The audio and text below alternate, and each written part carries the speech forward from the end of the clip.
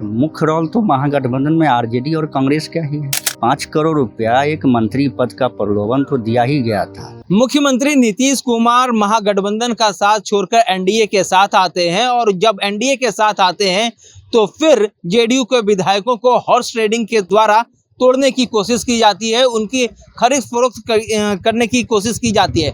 इसी सब संबंध में बात करने के लिए हमारे साथ जेडीयू के विधायक सुधांशु शेखर जी आइए, उनसे बात करते हैं। सुधांशु जी, आखिरकार आपने कोतवाली थाने में एक एफआईआर दर्ज करवाया था हॉर्स ट्रेडिंग को लेके, अब उसमें क्या डेवलपमेंट है, क्या कुछ जानकारियां हैं? 12 फरवरी को जो सरकार गिराने की बात चल रही थी, उसी समय हमने कोतवाली थाना में एक एफआईआर दर्ज किया था। उस एफआईआर में हमारे सरकार को गिराने की बात और कुछ विधायकों को खरीद फरोख्त की बात जो चल रही उसके द्वारा किया गया था। तो उसकी जांच अभी चल रही है, जांच पूरा अभी सामने आया नहीं है और हम तो कहेंगे जांच पूरी हो जाए तभी इस पे कुछ बात किया जाए। आपने हॉर्स ट्रेडिंग के द्वारा जो खरीद फरोख्त की विधायकों की बात कही है, उसमें आपको भी खरीदने की कोशिश की गई थी, क्या आपको प्रलोभन दिया गया था? मुझे भी खरीदने की कोशिश की गई तभी ना हमने आवेदन दिया, नहीं तो हम क्यों देते आवेदन। और हम सच्चे सिपाही माननीय नीतीश कुमार जी के हैं और हम जैसे आदमी को अगर कोई खरीदने की काम करे तो हम तो अपने नेता को बताएंगे ही कि आपके साथ इस तरह की घटना चल रही है। तो हमने एफआईआर किया और इसमें जो भी लोग संलिप्त है उनका मोबाइल के माध्यम से भी जो फ़ोन आया उस सभी हमने आवेदन में दिया है, उसकी जांच चल रही है, उस सब लोग पकड़े जाएंगे।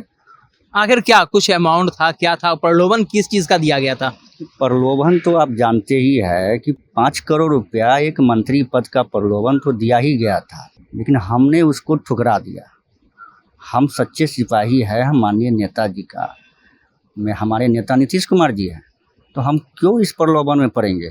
और देश की, बिहार की भलाई इसी में है कि हमारे नेता बिहार के मुख्यमंत्री अभी भी रहे और आगे भी रहे, तभी बिहार बच सकता है।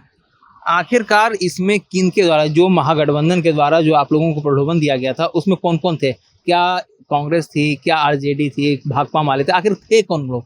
महागठबंधन में तो सभी आ जाते हैं।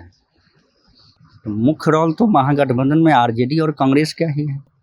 तो ये दोनों लोग जो है इस तरह के काम किए और मोबाइल के माध्यम से आया था फ़ोन, तो मोबाइल के माध्यम से कोई आदमी कर सकते हैं फ़ोन, तो उसकी जांच अभी चलने दीजिए, तभी नाम का खुलासा हो जाएगा आप लोग के बीच में।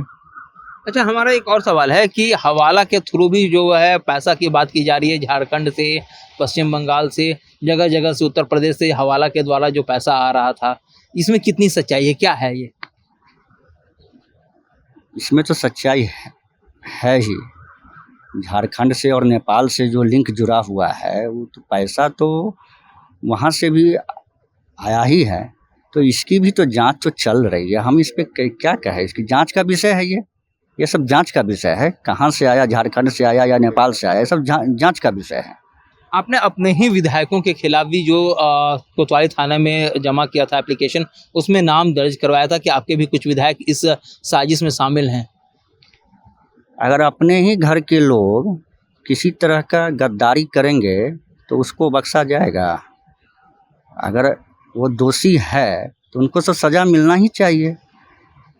तो वो अगर हमारे ही पार्टी के कुछ लोग इसमें संलिप्त है तो हमने आवेदन दिया है, उसकी जांच चल रही है और जांच के उपरांत तो अगर दोषी पाए जाएंगे तो उनको सज़ा मिलेगी।